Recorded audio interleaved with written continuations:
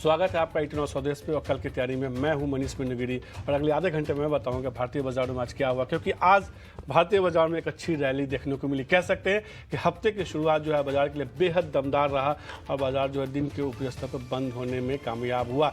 चूँकि इस हफ्ते मंथली एक्सपायरी है और जिस तरीके से जो है पहले के सर्कुलर के मुताबिक बुधवार को बाजार बंद था, अब बुधवार को बाजार खुलेगा, गुरुवार को बाजार बंद होगा, तो एक्सपायरी एक दिन पहले होगी, यानी कि अब एक्सपायरी बुधवार को होगी और देखना होगा कि भारतीय बाजारों में यहाँ से कैसी अच्छी मजबूती देखने को मिलती है। तो आज के सत्र में खासतौर पर हमने देखा कि बाजार में एक शानदार रैली देखने को मिली। बाजार जो है दिन के ऊपरी स्तर पर बंद होने में कामयाब हुआ। तो कह सकते हैं कि मंगलवार का सत्र जो है बाजार के लिए बेहद शानदार रहा, मंगलमय रहा और बाजार में एक शानदार रैली हमने देखी।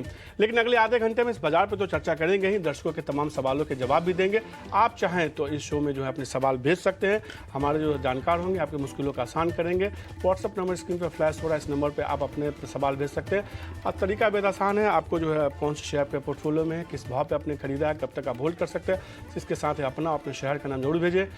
फिर आपके हमारे जो जानकार होंगे इन सवालों के जवाब देंगे कि इन शेयरों पे क्या करना चाहिए। इसके अलावा आप जो है हमारे सोशल मीडिया प्लेटफॉर्म पे जाइए, इटनो स्वदेश को फॉलो कीजिए, ट्विटर और फेसबुक पे, वहाँ भी केकेटी लिख के फिर आपको अपना सवाल लिखना होगा। इसके अलावा कल की तैयारी पर यूट्यूब पे आप वीडियो देख सकते हैं, वहाँ भी कमेंट बॉक्स में आप अपने सवाल भेज सकते हैं। और आज जो दो जानकार मुश्किलों को आसान करेंगे, वीआईपी स्टॉक्स बताएंगे, वो आस्था जैन होंगी और राहुल घोष होंगे। आस्था जैन हेम सिक्योरिटी से, जबकि हिट से राहुल घोष होंगे। इन दोनों से समझेंगे कि बाजार में यहाँ से क्या नज़रिया बनता हुआ देखा, क्योंकि आज बाजार में एक शानदार रैली देखने को मिली। मंगलवार के दिन हमने देखा कि बाजार जो है दिन के ऊपरी स्तर के बंद पर आसपास ही बंद होने में कामयाब हुआ। और जिस तरह से बाजार में थोड़ी मजबूती थी, लेकिन जैसे ही एचडीएफसी बैंक और एचडीएफसी के मर्जर को लेके डेट का अनाउंसमेंट आता हुआ दिखा, उसके बाद बाजार ने एक शानदार रफ्तार पकड़ी और बैंकिंग शेयर्स आज काफ़ी दिनों के बाद एक अच्छी मजबूती दिखाते हुए दिखे। बैंक निफ्टी देखिए दिन के ऊपरी स्तर पर बंद हुआ, इसके अलावा निफ्टी देखिए वो भी दिन के ऊपरी स्तर पर बंद हुआ। इसके अलावा एचडीएफसी और एचडीएफसी बैंक देखिए वहाँ भी एक शानदार रैली देखने को मिली, वो भी दिन के ऊपरी स्तर पर बंद हुआ। उन्हीं के दम पे देखिए एचडीएफसी और एचडीएफसी बैंक जैसे ही खबर आई हमने देखा, उसके बाद जो है 1:45 के आसपास ये खबर, उसके बाद एक शानदार तेजी देखने को मिली और उसके दम पर बाजार में एक शानदार रैली देखने को मिली। अब अगर निफ्टी गेनर स्टॉक्स देखिए तो वहाँ भी आप कमोबेश देखेंगे कि एचडीएफसी स्टॉक्स का ही कमाल दिखता हुआ दिखा। आज के ट्रेड में एचडीएफसी लाइफ टॉप गेनर बनता हुआ दिखा, 6% की मजबूती देखने को मिली। इसके अलावा Apollo hospital, JSW steel, Divi's lab जैसे स्टॉक्स में आज के ट्रेंड में अच्छी मजबूती देखने को मिली। अगर कुछ लूजर स्टॉक्स की बात की तो जहां डिवीज लैब एक फार्मा स्टॉक्स में मजबूती थी, सिप्ला में दबाव देखने को मिला। इसके अलावा ब्रिटानिया, टाटा कंज्यूमर जैसे स्टॉक्स थे जो आज कमजोर होते हुए देखे। अदानी पोर्ट में भी थोड़ी सी कमजोरी देखने को मिली। बैंकिंग स्टॉक्स में देखिए टॉप गेनर कौन होगा, एचडीएफसी बैंक नहीं है, टॉप गेनर आज का एसबीआई बना। उसकी बड़ी वजह यह है कि ये माना जा रहा है कि जब ये मर्जर हो जाएगा और निफ्टी से एचडीएफसी हट जाएगा तो कहीं ना कहीं फिर वेटेज जो है एसबीआई जैसे बैंकों का बढ़ता हुआ दिखेगा निफ्टी में। और इस ट्रिगर के दम पे हमने देखा कि लास्ट के 1 घंटे में एसबीआई में एक शानदार रैली देखने को मिली और ये भी दिन के ऊपरी स्तर पर बंद होता हुआ दिखा। इसके अलावा ICICI bank, Kotak bank, HDFC bank जैसे शेयरों में भी आज के ट्रेड में खरीदारी देखने को मिली। अब निफ्टी बैंक के लूजर स्टॉक्स में कह सकते हैं कि केवल एक शेयर थे जहां दबाव देखने को मिला। बाकी निफ्टी के जो है निफ्टी बैंक के इंडेक्स में से जो है 12 में से जो है 11 शेयर में खरीदारी देखने को मिली। एकमात्र शेयर कह सकते हैं IndusInd bank flat to negative आज के ट्रेड में बंद हुआ। अब कुछ इंडेक्स देखिए जहां पे आज के ट्रेड में खरीदारी देखने को मिली, तो निश्चित रूप से बैंक निफ्टी तो मजबूती था ही, वहाँ एक अच्छी मजबूती देखने को मिली। इसके अलावा ऑटो, मेटल, फार्मा जैसे स्टॉक्स थे जहां खरीदारी देखने को मिली, लेकिन दिन कहीं ना कहीं आज का निफ्टी बैंक के नाम ही रहा। अब कुछ ऐसे स्टॉक्स देखिए जो इस बाजार में 52 हाई पे बंद होने में कामयाब हुए या उसके आसपास ही कारोबार कर रहे थे। एबी कैपिटल, आदित्य बिरला जैसे स्टॉक्स थे जहां मजबूती थी। इसके अलावा अपार इंडस्ट्रीज, कैनफिन होम जैसे स्टॉक्स थे जहां खरीदारी देखने को मिली। कैनफिन होम में हमने देखा कि आज के सत्र में एक अच्छी मजबूती देखने को मिली। कुछ हीरो स्टॉक्स देखिए जो आज भी बाजार में मजबूती दिखा रहे थे और मैं लगातार आपसे ये कह रहा हूँ कि छोटे मझोले शेयरों पर नज़र बना के रखिए। इस बाजार में इंडेक्स में तेजी हो या ना हो, आज इंडेक्स में भले ही तेजी थी लेकिन जब भी इंडेक्स रेंज में होता है छोटे मझोले स्टॉक्स अच्छा परफॉर्म करते हैं। और आज देखिए कई सारे छोटे मझोले स्टॉक्स थे जहां मजबूती थी। कॉफी डे एंटरप्राइजेज, सीसीडी, जहां पे हमने देखा करीब 11-12% की मजबूती देखने को मिली। इसके अलावा एल्कॉन इंजीनियरिंग, सूर्या रोशनी जैसे स्टॉक्स थे जहां खरीदारी देखने को मिली। Sequent Scientific, Aditya Birla Capital, एक्सन कंस्ट्रक्शन, जिंदल सौ और राणे बजाज जैसे स्टॉक्स में थे। पूरे राणे ग्रुप के शेयरों में जो है एक अच्छी मजबूती देखने को मिली। कुछ खबरों का वर्ष था ऑटो इंडस्ट्री सेगमेंट में, खासतौर पर कह सकते हैं एयर बैग को लेकर। ये इस बज़ की वजह से हमने देखा कि खासतौर पे कुछ ऑटो इंश्योरेंस स्टॉक्स में एक शानदार रैली आज के ट्रेड में देखी, खासतौर पर राणे ग्रुप के शेयरों में आज एक अच्छी मजबूती देखने को मिली। तो कमोबेश ये आज का बाजार का जो है लेखा जोखा है, लेकिन अपने जानकारों से अब समझने का समय आ चुका है कि यहाँ से कितनी तेजी देखने को मिलेगी। आस्था हमारे साथ जुड़ चुकी है, राहुल भी थोड़ी देर में जुड़ जाएंगे। आस्था, हमने देखा कि आज बाजार में जो है कहीं ना कह सकते हैं कि मंगलवार का सत्र बाजार के लिए मंगलमय रहा, और पिछले हफ्ते जो थोड़ी सी मायूसी थी, थोड़ी सी गिरावट जो थी, आज कहीं ना कहीं खत्म होती हुई दिखी और बाजार ने जो एक अच्छी रैली दिखा आज के ट्रेड में। आप तो लगातार तेजी की बात कर रही हैं, वापस से 18,800 के ऊपर रिकॉर्ड हाई कब तक बन जाएगा कल? Good evening. देखिए, रिकॉर्ड हाई अभी बोलना बहुत जल्दबाजी होगी कि रिकॉर्ड हाई कल तक बनेगा कि नहीं, लेकिन जिस तरह से आज का सेटअप हुआ है मार्केट में, डेफिनेटली एक सिग्नल तो यही आ रहा है कि अब मार्केट्स तेजी में हैं। और मुझे लगता है कि यहाँ से जो तेजी अभी चालू हुई है, वो निफ्टी को बिल्कुल 18,880 से लेके 18,900 तक ले जाने के लिए मेरे को लगता है कि तैयार हो चुकी है। कितने समय में होगा कहना थोड़ा सा जल्दबाजी है और थोड़ा मुश्किल भी है, लेकिन ये बात ज़रूर है कि जिस तरह से यहाँ पे फ़ॉर्मेशंस हो रही हैं, मेरे हिसाब से अब तैयारी होनी चाहिए कि नया हाई यहाँ पे हमें देखने को मिले, जल्द ही। जल्द ही देखने को मिले। और कल वैसे भी जो है मंथली एक्सपायरी, तो हो सकता है कहीं शॉर्ट कवरिंग का थोड़ा सहारा मिले, क्योंकि आज के लास्ट के कह सकते हैं कि 1 घंटे में शॉर्ट कवरिंग के दर पे तो एक अच्छी मजबूती देखने को मिली थी। अब सवाल जवाब के सिलसिला को शुरू करते हैं। आज का जो पहला सवाल है, गौरव शाह जी ने भेजा है, जुबिलेंट फार्मो के बारे में जानना चाहते हैं। 970 शेयर के पोर्टफोलियो में है, 419 रुपये के भाव पे। इनके अगले 3 से 6 महीने के नज़रिए से जानना चाहते हैं शेयर में क्या करें। इसके अलावा बीएफ यूटिलिटीज़ का भी शेयर उनके पोर्टफोलियो में है, 751 रुपये के 51 शेयर है, 360 रुपये के भाव पे। जुबिलेंट फार्मोवा और बीएफ यूटिलिटीज़, क्या राय होगी इन दोनों शेयरों पे आस्था? सबसे पहले देखिए, अगर हम यहाँ पे जुबिलेंट फार्मोवा की बात करें, तो मेरे हिसाब से ये जो काउंटर है, ये इनको यहाँ पे आगे जाते हुए अभी भी तेज़ी दिखा सकता है, तो होल्ड करने की सलाह रहेगी। इसके पीछे 2-3 कारण हैं, क्योंकि ये स्पेशलिटी फार्मास्यूटिकल कंपनी है बेसिकली, और देखा जाए तो जिस तरह से ये नतीजे यहाँ पे पेश कर रही है, मुझे लगता है आगे जाके जो की ट्रिगर रहने वाला है जुबिलेंट फार्मोवा के लिए, वो इनका कैपेसिटी एक्सपेंशन है, जो कि कंपनी कर रही है। और बेसिकली मुझे लगता है कि वो कंपनी को यहाँ पे एक मजबूती प्रदान करता हुआ नजर आएगा। दूसरी तरफ देखा जाए तो कंपनी की जो यहाँ पे सीडीएमओ की ऑर्डर बुक है, उसमें भी हमने एक इजाफा देखा है। सो मुझे लगता है वो भी एक कंपनी के लिए यहाँ पे फायदेमंद साबित हो सकता है। तो ऑल इन ऑल मुझे लगता है जुबिलेंट फार्मोआ में अभी भी ये जो तेजी है ये आगे जारी रहेगी, और होल्ड करने की सलाह मैं इस काउंटर पे देती हूँ। दूसरा सवाल इनका कौन से स्टॉक पे था? बीएफ यूटिलिटीज़ के बारे में आस्था? जी, बिल्कुल। बीएफ यूटिलिटीज़ की अगर हम यहाँ पे बात करें, तो कंपनी बेहद मजबूत लगती है। जो चौथी तिमाही के नतीजे पेश किए गए थे, 65% की ग्रोथ तो इन्होंने सिर्फ बॉटम लाइन में ही दिखा दी थी। तो वो ये कंपनी के लिए काफ़ी यहाँ पे एक सूदिंग मुझे लगता है। मार्जिन्स में भी हमने देखा है कि बढ़ोतरी होते हुए नज़र आई है। So all in all BF utilities मजबूत और दमदार जो तिमाही के नतीजे हैं, उसके चलते मुझे लगता है ये स्टॉक भी आगे जाते हुए तेज़ी कायम रहनी चाहिए इसमें।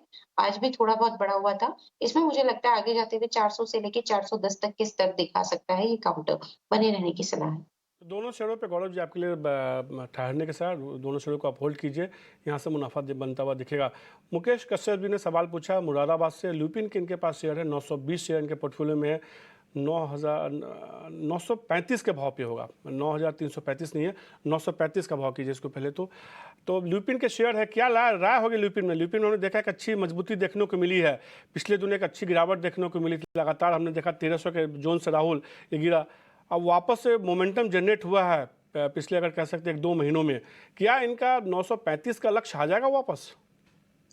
नमस्ते और गुड इवनिंग। ऐसा अभी चार्ट स्ट्रक्चर तो बिल्कुल लग रहा है कि उनका जो कॉस्ट प्राइस है 935 के आसपास वो आ जाएगा।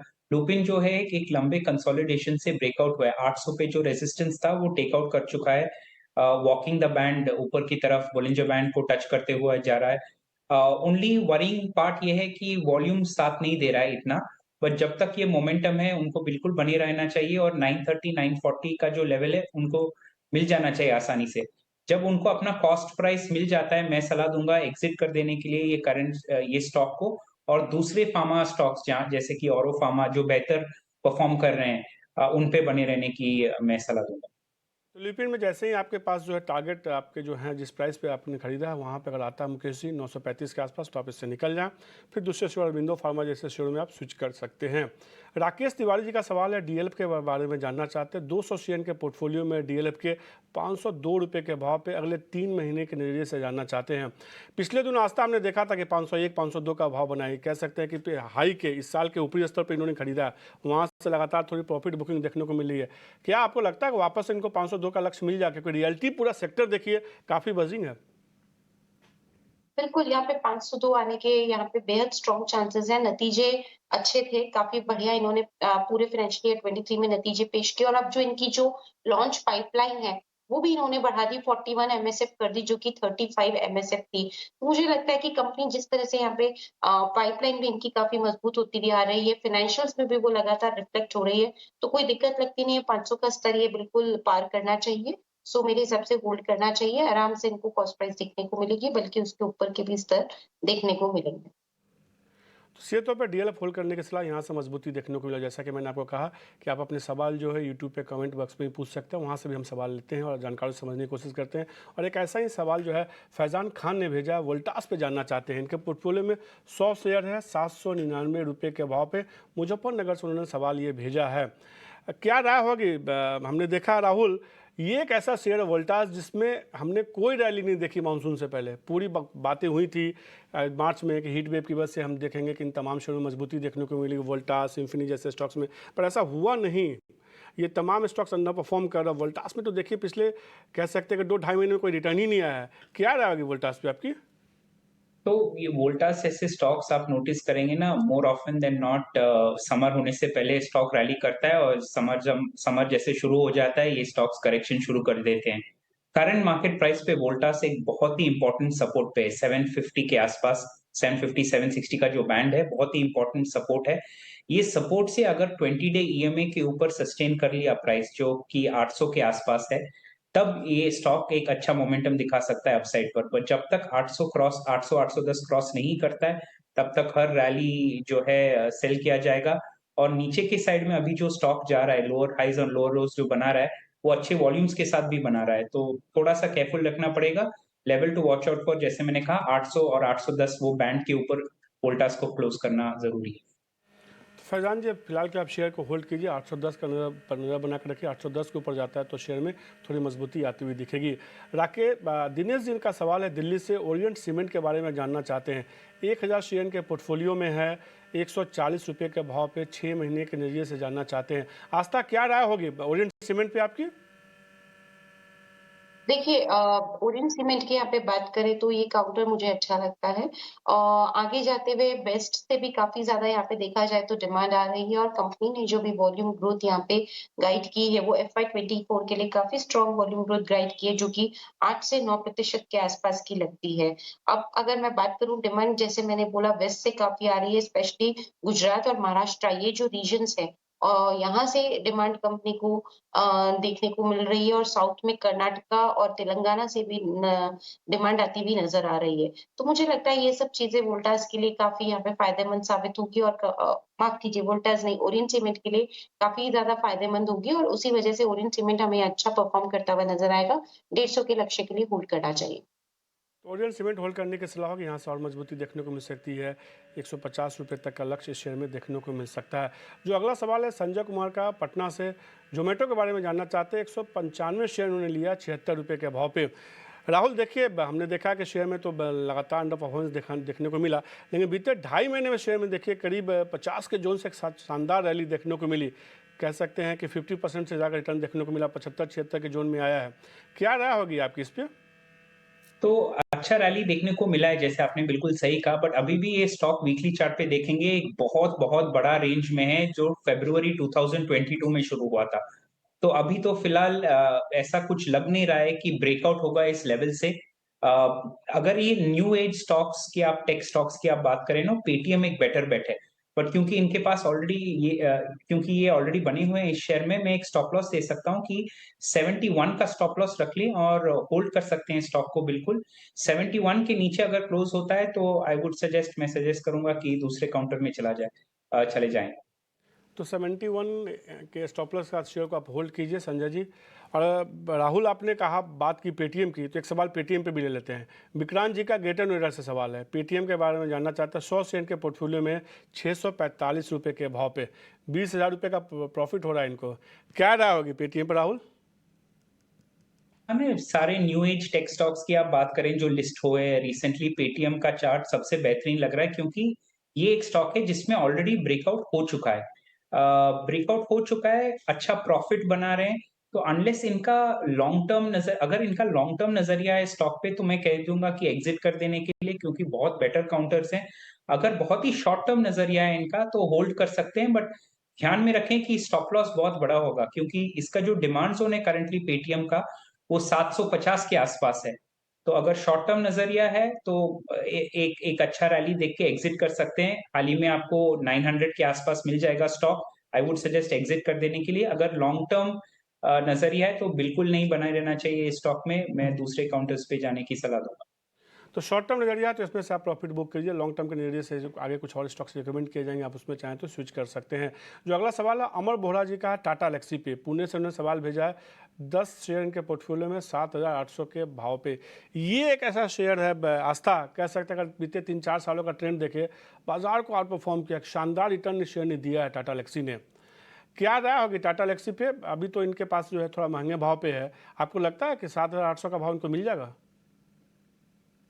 देखिए बिल्कुल यहाँ पे मिलना चाहिए क्योंकि जो ऑटोमोबाइल सेगमेंट है वहाँ पे ग्रोथ हमें काफी ज्यादा देखने को मिल रही है और डिमांड भी यहाँ पे हमें देखने को मिल रहा है कि काफी ज्यादा निकल के आ रही है। कंपनी पूरी यहाँ पे जो बात कर रही है वो डिमांड रिवाइवल की बात कर रही है, तो वो भी मुझे काफी ज्यादा पसंद आता है। दूसरी तरफ इन सब कंपनियों के लिए जो सबसे ज्यादा इम्पोर्टेंस रखता है वो डील विंस कितनी हुई है, वो इम्पोर्टेंस रखता है। और मुझे लगता है वहां पे कंपनी ने काफी बढ़िया परफॉर्म किया है, काफ़ी सॉलिड उन्होंने डील विन्स हमें करके दिखाई है। तो जिस तरह से ये सब चीज़ें चल रही है, तो कंपनी यहाँ पे वेल पोइज़्ड लगता है, आगे जो अपॉर्च्युनिटी मिलेगी उसको कैटर करने के लिए। और मुझे लगता है जो आपने यहाँ पे बोला 8,000 तक के भाव वो भी हमें इस काउंटर पे देखने को मिल सकते हैं, बने रहने की सलाह है। तो टाटा एलेक्सी एक शेयर जो होल्ड करने की सलाह, अमर जी आप शेयर को होल्ड करके चल सकते हैं। अशोक जी ने अहमदाबाद से सवाल पूछा है, इंडियन होटल के बारे में जानना चाहते हैं। 100 शेयर के पोर्टफोलियो में 395 रुपये के भाव पे अगले 1 महीने के नज़रिए से जानना चाहते हैं। नज़रिया बेहद छोटा है। ये एक ऐसा शेयर है, हमने देखा राहुल कि लगातार तेज़ी देखने को मिली है। अगर पिछले साल जुलाई से चार्ट देखें तो हमेशा इस शेयर ने जो है परफॉर्म किया और कंपनी के नतीजों में जो है एक शानदार सुधार देखने को मिल रहा है। क्या राय होगी इंडियन होटल पे आपकी? तो 1 महीने का नज़रिया है तो मेरा राय होगा कि ये स्टॉक साइडवेज रह सकता है। क्योंकि अभी 2 चीज़ें होती हैं, एक तो प्राइस करेक्शन होता है और एक टाइम करेक्शन होता है। हालाँकि इंडियन होटल्स में शायद प्राइस करेक्शन उतना नहीं हो, बट एक टाइम करेक्शन इंडिकेट कर रहा है चार्ट्स पे। तो छोटा नज़रिया होगा तो उनको 380, 390 जो करंट मार्केट प्राइस है या 400 के आसपास एग्ज़िट कर देना चाहिए। अगर थोड़ा लंबा नज़रिया हो उनका, अगर चेंज करे अपना व्यू कि नहीं 1 महीने नहीं 6, 8, 10 महीने के लिए होल्ड करना चाहते हैं, तो बिल्कुल बने रह सकते हैं इस स्टॉक में। स्टॉक से चार्ट पॉजिटिव लग रहा है। या थोड़ा लंबा अगर करते हैं तो आप शेयर को होल्ड करके चल सकते हैं। अब जो अगला शेयर है उसमें रिटर्न और जो व्यूअर हैं उनके धैर्य को आप देखिए कि लोग कहते हैं लंबी अवधि में कैसे मुनाफा मोटा बनता है, वो इस स्टॉक्स में देखिए। एपीएल अपोलो, प्रकाश सिंह के पास ये शेयर है, पुणे से उन्होंने सवाल पूछा है।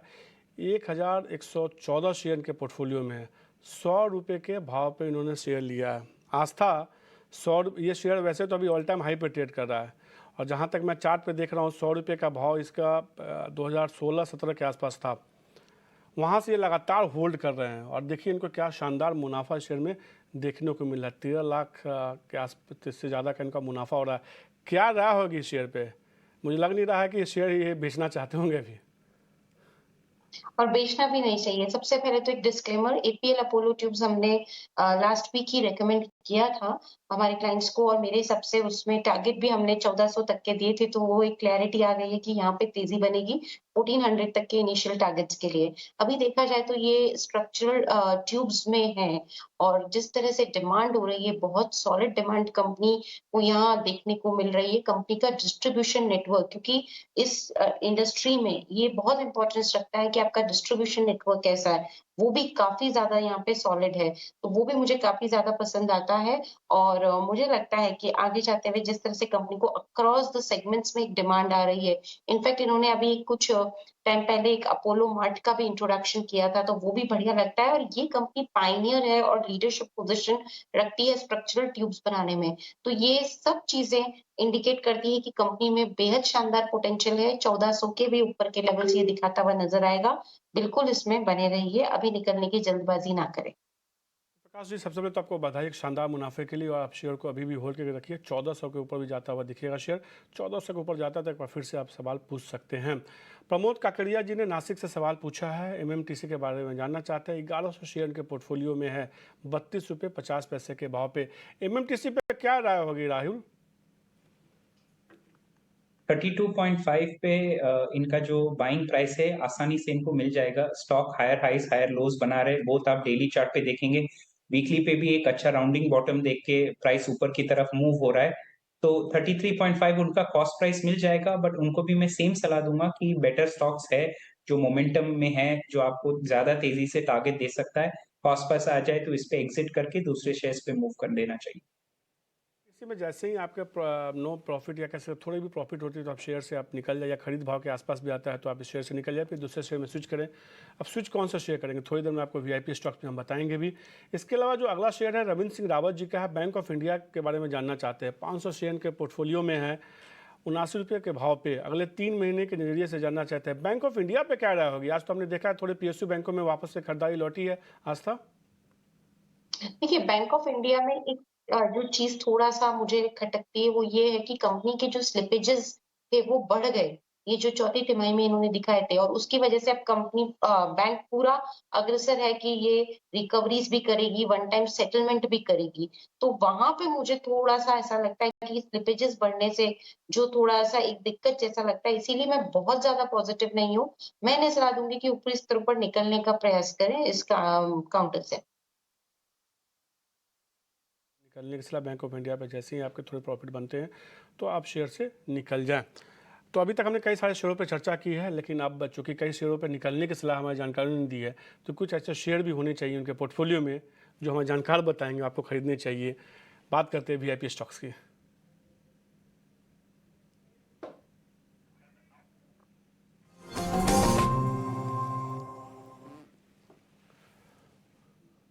राहुल, आपकी तरफ से वीआईपी शेयर कौन से होंगे? पहले लास्ट वीक शो पे मैंने एक्साइड और एचसीएल टेक, आपको याद होगा, रेकमेंड किया था। एक्साइड तो एकदम ऊपर की साइड पे अच्छा मूवमेंट दिया है, ऑलमोस्ट हमारे एंट्री प्राइस से 10% ऊपर गया। एचसीएल टेक भी अच्छा अप मूव दिखाया। हम फिर से एक्साइड रेकमेंड कर रहे हैं। एक्साइड करंट मार्केट प्राइस पे लॉन्ग जा सकते हैं। स्टॉप लॉस होगा 209, क्योंकि इस बार थोड़ा ज्यादा बड़ा टारगेट भी दे रहे हैं 259 और 270 का। तो करंट मार्केट प्राइस पे एंट्री, स्टॉप लॉस 209, 259 और 270 टारगेट रख सकते हैं। दूसरा है SBI, state bank of India, current market price पे फिर से एंट्री कर सकते हैं। स्टॉप लॉस होगा 554 और टारगेट इसका होगा 579। तो सीधे तौर पे एसबीआई और एक्साइड खरीदने की सलाह होगी। एसबीआई में आपको 579 का टारगेट रखना, 554 रुपये का स्टॉप लॉस होगा। एक्साइड भी खरीदारी करने की सलाह। ये शेयर जो है मल्टी ईयर हाई पे ट्रेड कर रहा है। इसमें जो है आपको इसमें लक्ष्य जो रखना होगा 259 रुपये का, 209 रुपये का आपको इसमें स्टॉप लॉस लगाना होगा। आस्था, आपकी तरफ से कौन से दो वीआईपी शेयर होंगे? देखिए, आज तो मैं इसी स्टॉक के साथ जाना चाहूँगी और वो है जीनस पावर इंफ्रास्ट्रक्चर। अगर बात करें कंपनी की तो मुझे लगता है कि बाइंग ऑन डिप्स की स्ट्रैटेजी के साथ जाना चाहिए। तकरीबन 117 के आसपास का क्लोज था, 115 में खरीदारी करने की सलाह है। 126 का लक्ष्य रहना चाहिए। 15 से 20 ट्रेडिंग सेशंस, दिन नहीं है ये, ट्रेडिंग सेशंस में मुझे लगता है ये टारगेट आने की उम्मीद है। सो जीनस पावर इंफ्रास्ट्रक्चर पसंद आता है। जीनस पावर में खरीदारी करने की सलाह, 126 रुपये का लक्ष्य होगा। 15 दिनों ने सीधे तौर पर आस्था ने ड्यूरेशन भी बताया है, तो आप इस शेयर को खरीदारी करके चल सकते हैं। तो हमने कई सारे स्टॉक्स की चर्चा की, वीआईपी स्टॉक्स की चर्चा की, आपके पोर्टफोलियो कई शेयरों की चर्चा की है, लेकिन कल एक बड़ा ट्रिगर तो ये है कि मंथली एक्सपायरी है। इसके अलावा कौन से बड़े अहम ट्रिगर है बताने के लिए आशीषा जुड़ चुकी है। आशीषा, कल के लिए कौन से बड़े अहम ट्रिगर्स हैं? सबसे पहले जैसे आपने बताया मंथली एक्सपायरी एक बड़ा ट्रिगर होगा, उसके अलावा काफ़ी सारे ग्लोबल क्यूज़ भी है जिस पर स्ट्रीट की नज़र रहेगी। सबसे पहले यूनाइटेड स्टेट्स के फेडरल रिजर्व के चीफ जेरोम पॉवेल कल बातचीत करेंगे, उनकी स्पीच है जिसके चलते इंटरेस्ट रेट एनवायरनमेंट पर क्या आउटलुक रहेगा उसके व्यूज़ आते हुए नजर आएंगे और उसी के चलते ग्लोबल मार्केट्स पर इम्पैक्ट देखने को मिल सकता है। इसके अलावा ग्लोबल क्रूड ऑयल इन्वेंट्री का रिपोर्ट भी एक्सपेक्टेड है यूनाइटेड स्टेट्स से। याद रखें क्रूड ऑयल इन्वेंट्री काफ़ी वॉलेटाइल रही है, क्रूड ऑयल प्राइसेस काफ़ी वॉलेटाइल रहे हैं पिछले कुछ महीनों में और अब ये इन्वेंट्री रिपोर्ट आता हुआ नजर आएगा जिसके चलते ग्लोबल क्रूड ऑयल मार्केट पर भी इम्पैक्ट देखने को मिल सकता है। डोमेस्टिक क्यूज़ की बात करें तो कल काफ़ी सारे एजीएम्स है। आईटी कंपनी मेजर इन्फोसिस की कल एजीएम है, कुछ मैनेजमेंट कमेंट्री आती हुई नजर आएगी जिसके चलते इस स्टॉक पर नजर रहेगी। इसके अलावा ओबेरॉय रियल्टी की भी कल एजीएम है, सो मैनेजमेंट कमेंट्री पर स्ट्रीट का फोकस रहेगा। कॉर्पोरेट एक्शन की बात करें तो कल बीपीसीएल के बोर्ड ऑफ डायरेक्टर्स की बैठक है जहां board of directors rights issue consider करेंगे। याद रखें कुछ दिनों पहले कंपनी ने एक्सचेंजेस को इन्फॉर्म किया था कि राइट्स इश्यू कंसिडर किया जाएगा और तब स्ट्रीट ने ये नेगेटिवली लिया था, एक नेगेटिव न्यूज़ फ्लो बन चुका था और कल ये इवेंट है जहां बोर्ड ऑफ डायरेक्टर्स कंसिडर करेंगे तो इस स्टॉक पर इम्पैक्ट देखने को मिल सकता है। इसके अलावा सेबी के बोर्ड ऑफ डायरेक्टर्स की भी बैठक है कल जहां एफपीआई के डिस्क्लोजर नॉर्म्स पर कुछ कमेंट्री आ सकती है, mutual fund total expense ratio पर भी कुछ कमेंट्री आ सकती है। सो इन सब क्यूज़ और इवेंट्स पर कल स्ट्रीट की नज़र रहेगी। शुक्रिया यशिशा इन तमाम ट्रिगर्स को बताने के लिए। कई सारे अहम ट्रिगर्स हैं जिसका कल हम बाजार में असर होते हुए दिखेंगे, जिसमें कि एक सेबी की जो बैठक है वो भी एक अहम ट्रिगर होगा कल के लिए और उसमें क्या अपडेट आता है आपको लगातार 18 स्वदेश पे हम बताएंगे भी। लेकिन कल का आस्था और राहुल आपका शुक्रिया 18 स्वदेश को समय देने के लिए। कल की तैयारी में आज के लिए इतना ही, मुझे दीजिए इजाज़त, नमस्कार।